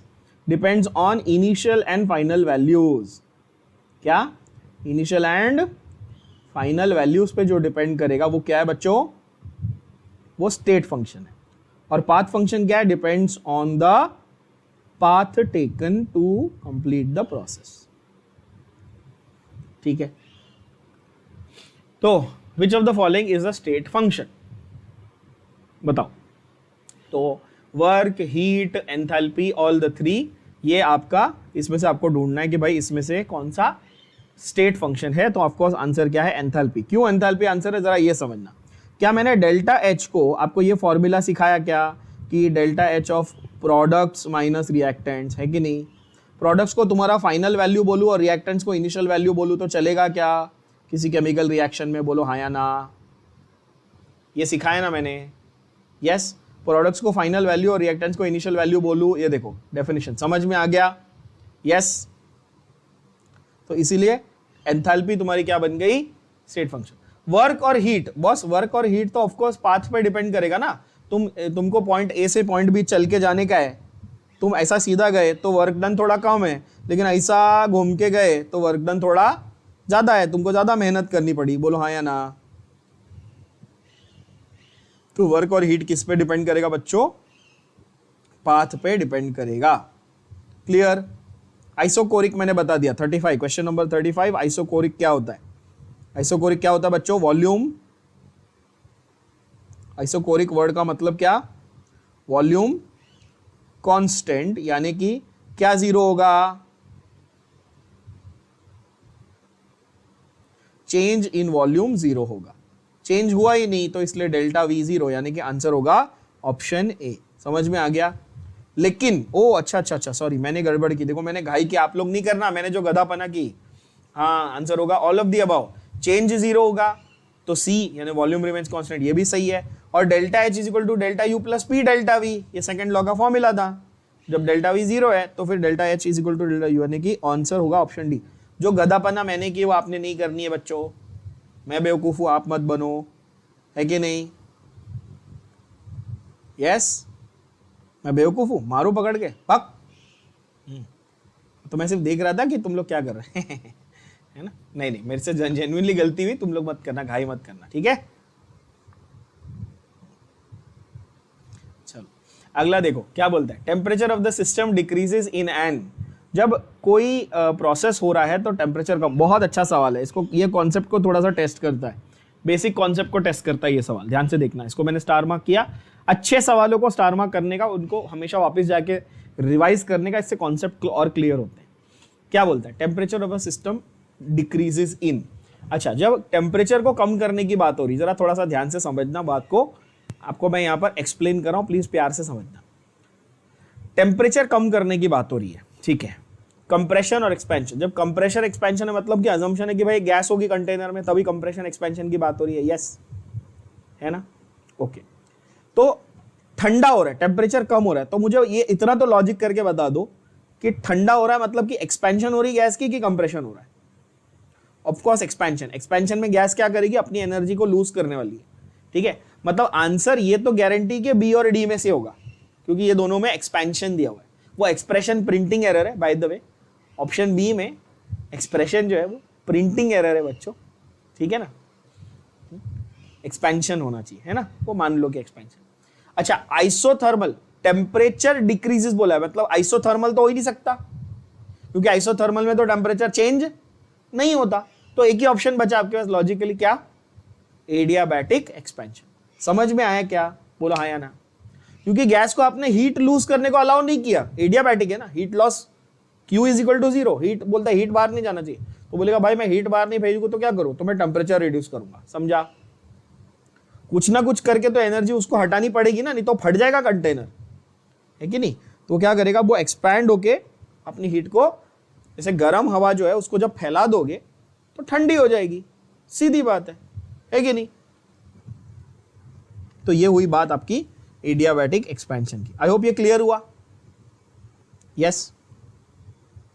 अगला सवाल, the cooling of refrigerator is due to. ये बहुत बढ़िया सवाल है, ये आप लोगों को फिजिक्स में, केमिस्ट्री में उतना नहीं, फिजिक्स में इसके ऊपर एक बहुत टिपिकल क्वेश्चन बहुत बार आया, आप लोगों ने सॉल्व किया भी होगा फिजिक्स के थर्मोडायनेमिक्स में, कि भाई फ्रिज का दरवाजा खुला रख दो तो रूम को क्या होगा। जैसे आपके किचन में या कहीं रूम में समझो फ्रिज है, उसका डोर ओपन रख दो तो क्या होगा? उसको रूम को क्या होगा? रूम ठंडा होगा कि गर्म होगा कि मेंटेन जो नॉर्मल टेम्परेचर है वही रहेगा? क्या लगता है? कितने लोग को लगता है फ्रिज का दरवाजा खोलने से रूम ठंडा होगा?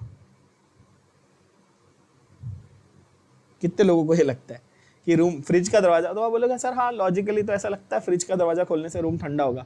भैया आप फ्रिज का दरवाजा खोल दोगे तो रूम गर्म हो जाएगा। ये फिजिक्स में बहुत अच्छा सवाल आता है, ठीक है। आप सोच रहे होगे ऐसा कैसे पॉसिबल है? भाई जब आप फ्रिज का दरवाजा खोलोगे तो जो ठंडी हवा है, now it is not trying to cool a fixed space. जब दरवाजा बंद है तो वो क्या कर रहा है? कंप्रेसर जो उसका काम है सिर्फ जितना जो छोटा सा फ्रिज का स्पेस है उसको ही ठंडा करना। अब आप उससे एक्सपेक्ट करो पूरे रूम को ठंडा कर, तो क्या होगा? कंप्रेसर पे लोड बहुत बढ़ जाएगा, कंप्रेसर एक्सट्रीमली हीट अप हो जाएगा, आपका रूम एक्चुअली गर्म हो जाएगा। समझ गए? तो गर्मी के सीजन में ये एक्सपेरिमेंट नहीं करने का कि अरे बहुत गर्मी लग रही चलो फ्रिज खोल के खड़े रहता हूं, मम्मी मारेगी पकड़ के, पूरा रूम गर्म हो जाएगा, बिल भी ज्यादा आएगा और कंप्रेसर भी खराब हो जाएगा, ठीक है। अब आ जाओ इस पे, लॉजिक पे आ जाओ जरा इस क्वेश्चन के। 45 क्या बोलता है? Cooling in refrigerator due to. कौन सा होता है कूलिंग? जो कूलिंग एक्शन है रेफ्रिजरेटर का वो किसकी वजह से? अभी मैंने आपको हिंट वैसे तो दे दिया बच्चों, ये वर्क ऑफ कंप्रेसर, लेकिन वो वर्क ऑफ कंप्रेसर किससे हो रहा है? मतलब कंप्रेसर काम कर रहा है वो किस प्रिंसिपल पे काम कर रहा है, आपको उसके ऊपर जाना है, ठीक है। समझ रहे बात को? तो expansion of gas in the refrigerator पे वो काम कर रहा है। जो कंप्रेसर है उसके काम करने का प्रिंसिपल क्या है? Expansion of gas in the refrigerator, यानी कि फ्रिज में जो भी कंटेन्ड गैस है उसको एक्सपेंड कर करके वो ठंडा करता है। समझे बात को? यस। तो यहां पे प्रिंसिपल देखो, काम करने वाली मशीन कंप्रेसर है बट उसका प्रिंसिपल वो पूछ रहा है आपको। तो आंसर है expansion of gas in the refrigerator. क्या ये बात क्लियर हुई? अच्छा, रेफ्रिजरेटर में जो रेफ्रिजरेटर के कंप्रेसर में जो कूलेंट होता है वो कौन सा होता है? कूलेंट गैस कौन सी होती है? थोड़ा सा एक्स्ट्रा नॉलेज के लिए लिख लेना। कूलेंट गैस होती है फ्रीऑन। क्या होती है बच्चों? फ्रीऑन, जिसको आप सिंपल भाषा में बोलते हो CFC। सबने सुना होगा, क्लोरोफ्लोरोकार्बन, स्कूल लेवल से सब लोग पढ़ रहे हैं। इससे बहुत ज्यादा ग्लोबल वार्मिंग भी होती है, सबको मालूम है ना। बहुत बढ़िया। चलो अब थोड़े से न्यूमेरिकल टाइप क्वेश्चंस है ना, कैलकुलेशन वाले, फटाफट इनको सॉल्व करेंगे। हमको सारे फॉर्मूले पता हैं, अभी हमने किए रिवाइज। क्या बोलता है बॉस? देखो, बोलता है volume of a gaseous system increases by 5 litre against a constant pressure of 2। Constant pressure against, जैसे वर्ड क्वेश्चन में वर्ड आ जाए कांस्टेंट प्रेशर तो पहला वाला W is equal to minus P delta V करने का, ठीक है ना। ओके, तो W is equal to minus P external delta V, ये मेरा फॉर्मूला था। Okay, what is the external pressure given? 2 atm। Change of volume increases by मतलब समझते हो ना, फ्रॉम मतलब इनिशियल, टू मतलब फाइनल, बाय मतलब डिफरेंस, डायरेक्ट डिफरेंस ही दिया गया तुमको। हाँ, और दो वैल्यूज तो दी नहीं है, तो समझ ही गए ना, डायरेक्ट डिफरेंस दिया। तो ये आप बोलोगे अच्छा ठीक है सर, ये -10 तो ऑप्शन में ही नहीं है, -10 तो ऑप्शन में नहीं है। लेकिन ये -10 क्या है, यूनिट देखो, तुमको प्रेशर दिया एटमॉस्फेयर में और चेंज इन वॉल्यूम दिया लीटर में, तो दिस इज -10 लीटर एटमॉस्फेयर, हाँ कि ना। -10 यही दिया ना क्वेश्चन में, क्या दिया हुआ है, हाँ -10 लीटर एटमॉस्फेयर दिया ना बच्चों। और उसको कन्वर्ट कैसे करेंगे जरा बताइए, इनटू जो कन्वर्जन फैक्टर है, -10 का कन्वर्जन, लीटर एटमॉस्फेयर का कन्वर्जन फैक्टर है 101.3। डायरेक्ट कन्वर्जन फैक्टर याद करना है, अगर याद नहीं है तो नोट करके रख लो, क्या 1 litre atmosphere is equal to 101.3 joule. ये डायरेक्ट आपका कन्वर्जन, बस आंसर आ गया। कितना आया? -1013.7 यानी ऑप्शन ए। 1013.7 लिखने की जरूरत नहीं है वैसे, -3 जूल यानी 50 का आंसर आना चाहिए ऑप्शन ए। एक बार क्रॉस चेक कर लो, 50 का आंसर आया 1, हाँ ऑप्शन ए। यस, क्लियर है क्या? ओके, 55 देखो क्या बोलता है 55। इन एन आइसोथर्मल रिवर्सिबल, मैंने बोला एक एक शब्द पकड़ना, रिवर्सिबल मतलब क्या, W या W मैक्स। हाँ तुमको देखो मैं हर एक क्वेश्चन बता रहा हूँ, हर एक टाइप का मिलेगा इसमें और सॉल्व उसी लॉजिक से होगा। In an isothermal reversible work done is, कौन सा वाला फॉर्मूला, W मैक्स का क्या था formula, -2.303 nRT log of V2 by V1। अच्छा log या ln, नेचुरल log या ln, भाई 2.303 लिखा है तो log, अगर ln लिखा होता तो 2.303 की जरूरत ही नहीं थी, और प्लस d में माइनस साइन भी मिसिंग है, इसलिए करेक्ट आंसर क्या है, ऑप्शन ए। क्या था ये, W मैक्स है कि नहीं, W मैक्स का फॉर्मूला, ऐसा मैं लिख दूं तो याद रहेगा ना, W मैक्स का फॉर्मूला। अगला है क्वेश्चन नंबर 60 क्या बोलता है, आइसोथर्मली। अच्छा मैंने क्या बोला था, या तो शब्द मिलेगा आइसोथर्मली या रिवर्सिबली, ऐसा कुछ आपको मिलेगा, है कि नहीं। अब यहां पर रिवर्सिबल वर्ड तो होना चाहिए W मैक्स लगाने के लिए, आइसोथर्मल ऑप्शनल है बट रिवर्सिबल तो होना चाहिए। अब यहां पे रिवर्सिबल वर्ड लिखा है क्या, आप बोलोगे नहीं रिवर्सिबल तो लिखा नहीं है, तो इसलिए क्या लगाना पड़ेगा, फर्स्ट वाला कि सेकंड वाला कि थर्ड वाला। 3 फॉर्मूले बताए थे वर्क डन के, क्या इक्वेशन है, नहीं, रिवर्सिबल लिखा है, नहीं, तो फर्स्ट वाला लगाएंगे। समझ गए कि नहीं।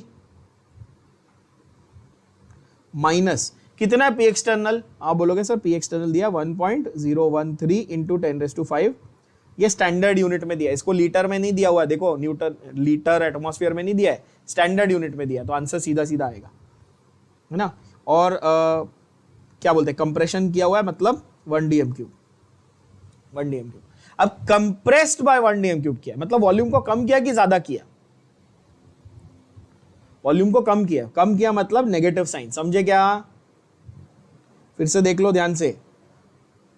ओके, वॉल्यूम को कम किया मतलब नेगेटिव साइन, कंप्रेस्ड बाय, अगर एक्सपेंडेड बाय बोलता तो वॉल्यूम बढ़ा ही है, सिंपल। और मैंने नेगेटिव साइन को मेंटेन रखा मेरे फॉर्मूला में, minus of minus becomes plus, answer आ गया, बोलो हाँ या ना। आंसर क्या है बच्चा लोग, है ना, 1 dm3 और न्यूटन पर मीटर स्क्वायर। हाँ dm3 को मेरे को कन्वर्ट करना पड़ेगा, 1 dm3 is how much, 1 dm is 10⁻⁻1 metre, तो 1 dm3 इज 10⁻³ मीटर क्यूब। आप बोलोगे सर इसको कन्वर्ट क्यों किया भाई, तो ध्यान से देखो जरा, ये न्यूटन पर मीटर स्क्वायर में दिया है स्टैंडर्ड, तो वॉल्यूम को भी मीटर क्यूब में लेना पड़ेगा, समझ गए, तो इंटू 10⁻³ मीटर क्यूब। अगर आपको नहीं समझ रहा है यूनिट, तो मैं आपके लिए यूनिट भी लिख देता हूं बच्चों, ताकि आपको कोई भी कंफ्यूजन आपके दिमाग में ना रहे। न्यूटन पर मीटर स्क्वायर और यहां पर मीटर क्यूब। समझ गए क्या? अरे समझ गए क्या? बोलो हाँ या ना। यस, हाँ, बढ़िया। अब कैंसिल भी करके दिखा देता हूं। देखो ये मीटर स्क्वायर और ये मीटर क्यूब ये पूरा चला गया, तो न्यूटन मीटर है ना, न्यूटन मीटर, यही है ना work done, newton metre, force into displacement. बढ़िया, देखो एकदम एक नंबर। Newton metre is equal to joule. Answer क्या आया? माइनस माइनस प्लस, तो 1.013 इंटू 10⁵ और 10⁻³ यानी कि 10⁻² जूल। ऐसा है क्या ऑप्शन?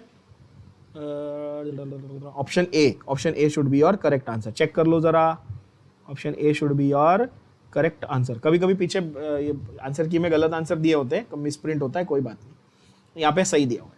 60 का आंसर ऑप्शन ए आया सबको। चलो बढ़िया सवाल। 65 डायरेक्ट, अरे बाप रे इतना इजी क्वेश्चन। 65 डायरेक्ट क्वेश्चन क्या बोलता है? देखो, system has internal energy equal to U, 600 joule of work is done on the system, 450 heat is lost, what is the final energy of the system? क्या हम लोग इक्वेशन यूज करेंगे? कौन सा इक्वेशन यूज करेंगे? U चाहिए, heat चाहिए, work चाहिए, तीनों को मिलाने वाला कौन सा इक्वेशन था? फर्स्ट लॉ या second law? Of course first law. First law क्या बोलता है? फर्स्ट लॉ बोलता है delta U is equal to Q plus W, है कि नहीं? और मैंने आपको साइन कन्वेंशन तो बता ही दिया बच्चों। हीट लॉस्ट मतलब पॉजिटिव या negative?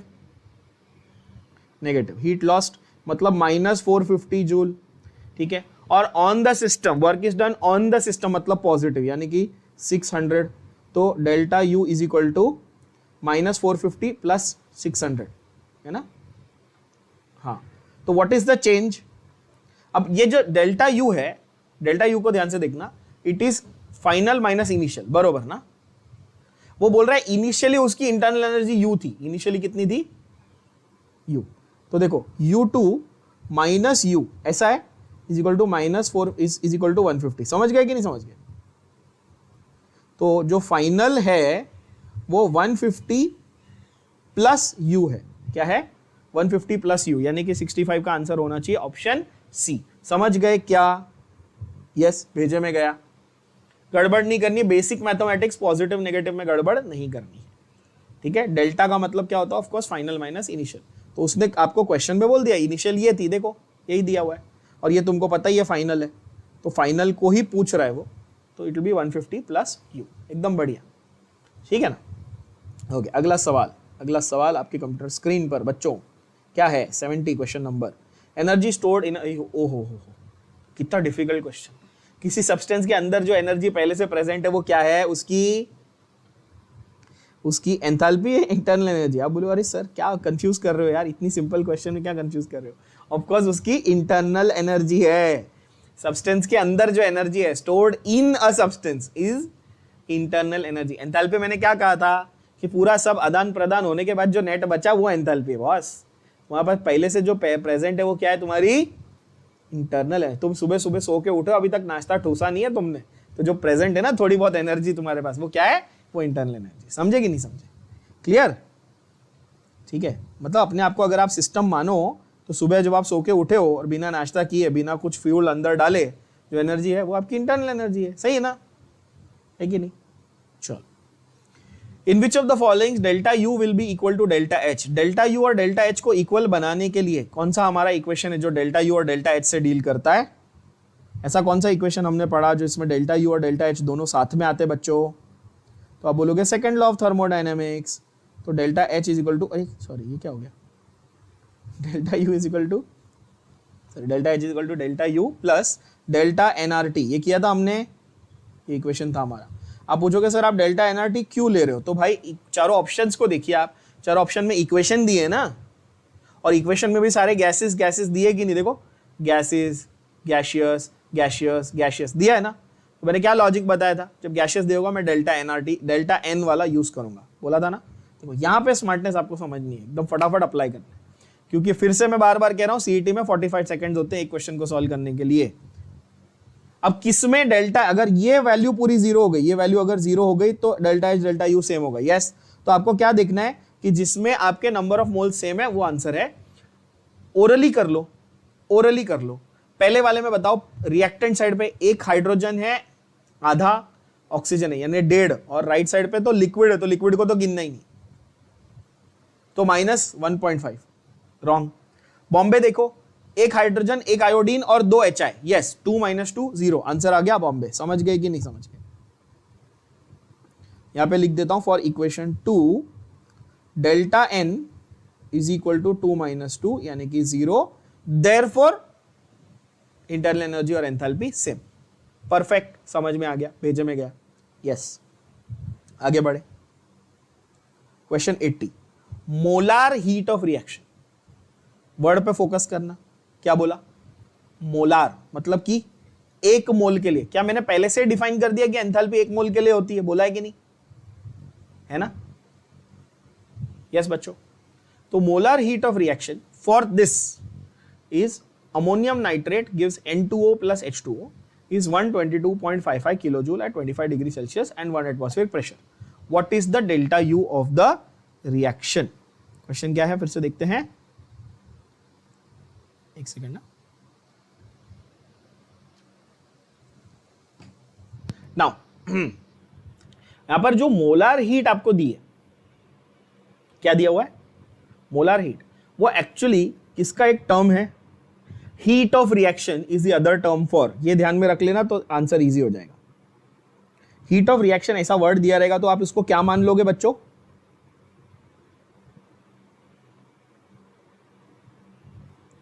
Is the same as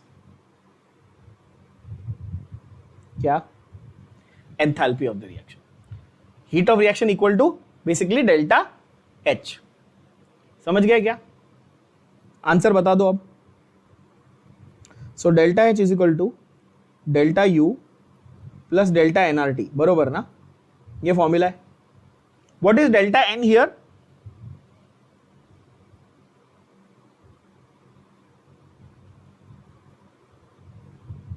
अच्छा, ये किलो जूल में है by the way. Delta N कितना है? 2 कैसे? देखो 2 तो नहीं आएगा। राइट साइड पे गैशियस हमारा प्रोडक्ट एक ही है, 1 मोल N2O, है ना? लिक्विड को तो मैं गिनूंगा नहीं और ये सॉलिड को तो गिनूंगा नहीं, मतलब 1 - 0 1, समझे? 1 - 0 दैट इज 1, 1 - 0 इज 1। यहां पे आपको ये ऐसा दिखना है। तो डेल्टा N को मैं ले लेता हूं यहां पर 1, R को ले लेता हूं स्टैंडर्ड यानी कि 8.314, और T को क्या लूं?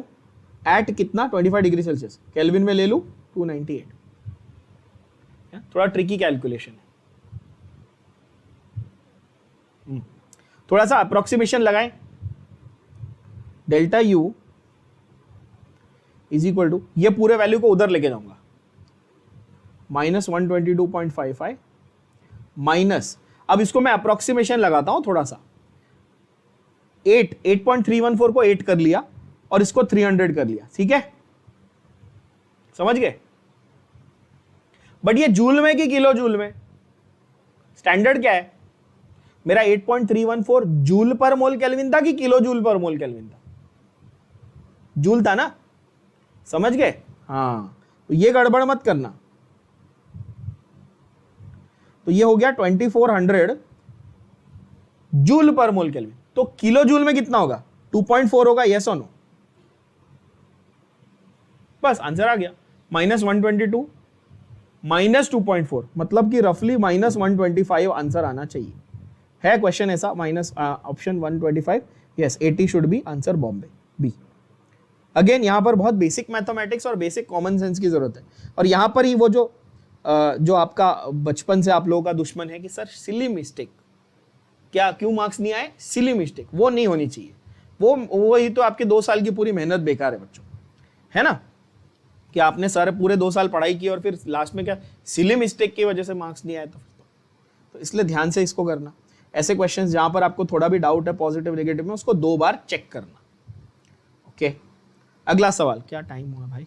हाँ, अगला सवाल देखें, वाइब्रेशनल एनर्जी। अगला सवाल 85 क्या बोलता है? थोड़ा थियोरेटिकल है, अगेन कॉन्सेप्चुअल है। Vibrational energy is not possessed by, again ये आपको एक्चुअली फिजिक्स में ये जो आपके KTG kinet, just one sec, sorry, kinetic theory of gases, KTG नाम का एक चैप्टर आप पढ़ते हो फिजिक्स में, उसमें ये ज्यादा डिटेल में काम आता है।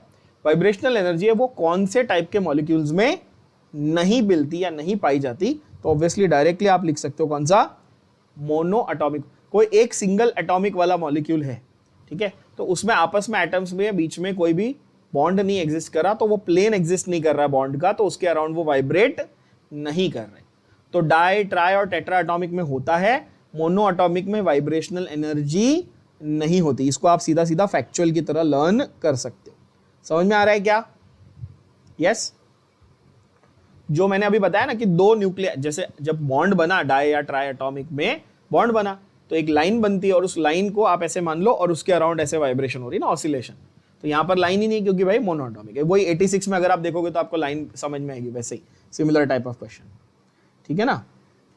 तो सेम 87 का आंसर अब आप बता सकते हो बच्चों, किसमें वाइब्रेशनल एनर्जी नहीं होगी? ऑक्सीजन, नाइट्रोजन, ओजोन या आर्गॉन? कौन नहीं बना रहा है बॉन्ड? आर्गॉन। तो आंसर आर्गॉन हो गया। एकदम बढ़िया, एकदम सिंपल सवाल, समझ गए ना? ठीक है, अगला देखो 90, क्वेश्चन नंबर 90 देखो क्या बोलता है। Which process takes place in chemical bond formation? ओहो बढ़िया सवाल, बहुत बेसिक क्वेश्चन बट बहुत इंपॉर्टेंट क्वेश्चन। केमिकल बॉन्डिंग में भी आता है, थर्मोडायनेमिक्स में भी आता है। जब केमिकल बॉन्ड बन रहा है तो एनर्जी में कोई चेंज आता है क्या, या अट्रैक्टिव रिपल्सिव फोर्सेस इक्वल हो जाते हैं, ऐसा कुछ होता है? क्या होता है? ऑफ कोर्स ओवरऑल क्या होता है, हमेशा क्या होता है, इंक्रीज या डिक्रीज? Of course decrease. इसीलिए बॉन्ड एंथैल्पी कैसी होती है?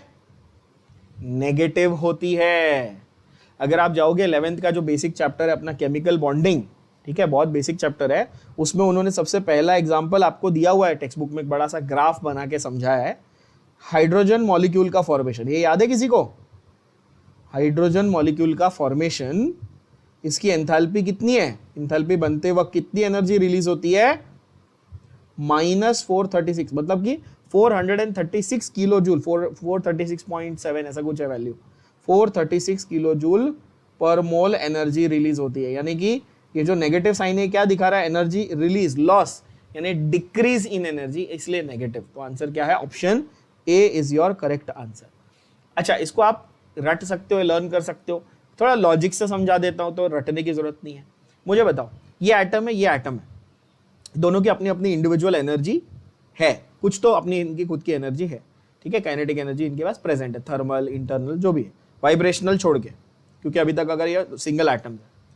ये आपस में नजदीक आके मॉलिक्यूल क्यों बनाएंगे? कॉमन सेंस जरा यूज करो। तुम दो एटम अलग अलग हो, तुम आके अपने आप मॉलिक्यूल क्यों बनाना चाहोगे? क्योंकि मॉलिक्यूल बनाने से तुमको स्टेबिलिटी मिल रही है, सही है ना। और कोई चीज स्टेबल कब होती है? जब उसकी एनर्जी कम होती है कि ज्यादा होती है? कम होती है, सीधी बात है। तो जब एटम्स थे उससे मॉलिक्यूल बने तो एनर्जी डिक्रीज हुई, लॉजिकल। कभी भूलोगे क्या? अभी ध्यान में रखो। यस, बढ़िया, ओके। 95 देखेंगे, 95 है ना, क्या बोलता है बच्चा लोग? विच of the following is not an exothermic reaction? ओहो क्या इजी क्वेश्चन है यार।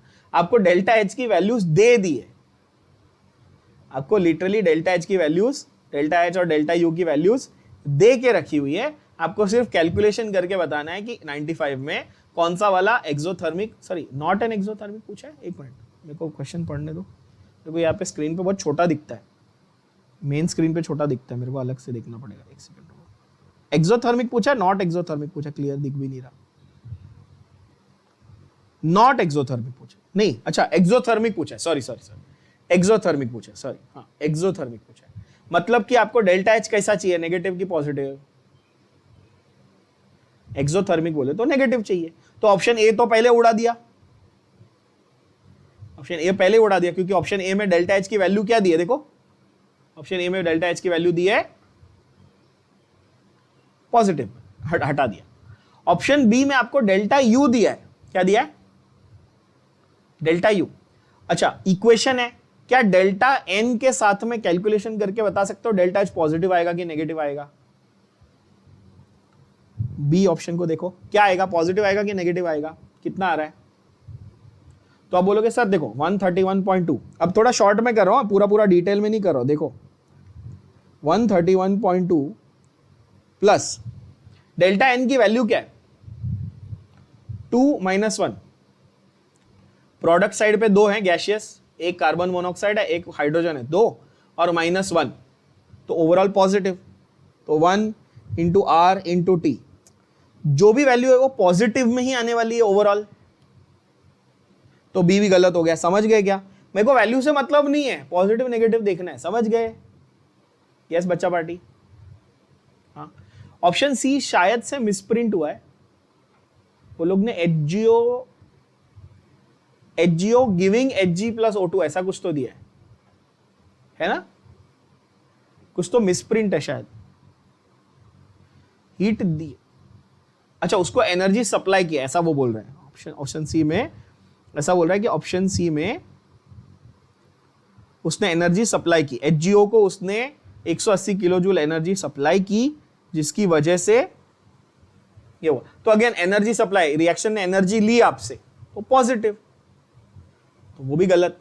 भाई उसने तो एनर्जी ली ना, तो एंडोथर्मिक हुआ ना, तो सी भी गलत। तो बाय एलिमिनेशन आंसर क्या आ गया? Option D. Simple. Option D अगर आपको प्रूव करने का शौक है तो प्रूव भी कर लेंगे भाई, कोई बात नहीं, 2 सेकंड लगेगा। कितना internal energy? -693.8 kilo joule plus delta N कितना है? देखो प्रोडक्ट साइड पे तो 0 है और रिएक्टेंट साइड पे 1 है, मतलब -1 × R × T, बरोबर। तो -600 माइनस समथिंग, तो ओवरऑल नेगेटिव ही आने वाला वैल्यू, इसलिए आंसर है ऑप्शन डी। स्मार्ट, समझ में आ गया? यस। पूरा कैलकुलेशन करने की जरूरत नहीं है, सिंपली स्मार्टली आपको कैलकुलेशन करना है, पॉजिटिव और नेगेटिव चेक करके आंसर लिखना है। समझ गए क्या बच्चा पार्टी? चलो 100 तक कंप्लीट कर लेते हैं, ठीक है। क्या बोलता है?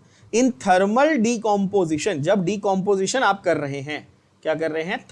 थर्मल डिकॉम्पोजिशन का मतलब क्या है? सिर्फ हीट करके चीजों को तोड़ना है। क्या करना है? सिर्फ हीट करके बॉन्ड को तोड़ना है, उसको क्या बोलते हैं? Thermal decomposition. उसमें साइन ऑफ डेल्टा एच कैसा होगा? आप हीट सप्लाई कर रहे हो कि वो हीट लूज कर रहा है? आप हीट सप्लाई कर रहे हो ना बॉस, तो हीट सप्लाई कर रहे हो तो क्या होने वाला है? Answer of course option A, यानी कि पॉजिटिव, बिकॉज हीट, आप थर्मल डिकॉम्पोजिशन करने के लिए हीट सप्लाई कर रहे हो। एग्जाम्पल दे सकते हैं इसका?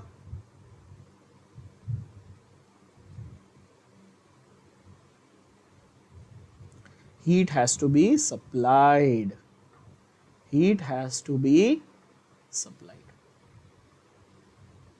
है ना? which means therefore delta H is positive. Example बताइए, एग्जाम्पल बहुत अच्छा है। अगर आप चौक ले लो CaCO3 और उसको अच्छी तरह ड्राई हीटिंग करो, क्या करो? ड्राई हीटिंग, तो CaO और CO2 बन जाएगा। हुआ thermal decomposition. Yes, very classic example. Limestone, CaCO3 is limestone, और चौक मस्त हीट करो, फट क्या बनेगा? क्विक लाइम और कार्बन डाइऑक्साइड रिलीज हो जाएगा। बढ़िया, ठीक है। तो बहुत अच्छे अच्छे सवाल अभी तक किए। इसके आगे और क्वेश्चंस हैं, ये चैप्टर बड़ा है, इसको 2 पार्ट्स में करना पड़ेगा, एक पार्ट में कंप्लीट नहीं होगा। मतलब अगर सिर्फ क्वेश्चंस करोगे तो एक पार्ट में होता है, लेकिन हमने बहुत सारा टाइम हमने इसमें स्पेंड किया, किसमें? Revision of the basic concepts में, है ना? तो इसीलिए तो यहाँ तक आप कंप्लीट करो। बाकी क्वेश्चंस भी आप थोड़े से अटेम्प्ट करो, जो मैंने बीच बीच में छोड़े हैं जो टाइप वाइज, उसको एक बार अटेम्प्ट करो, फिर अगले सेशन में इसको कंप्लीट करेंगे।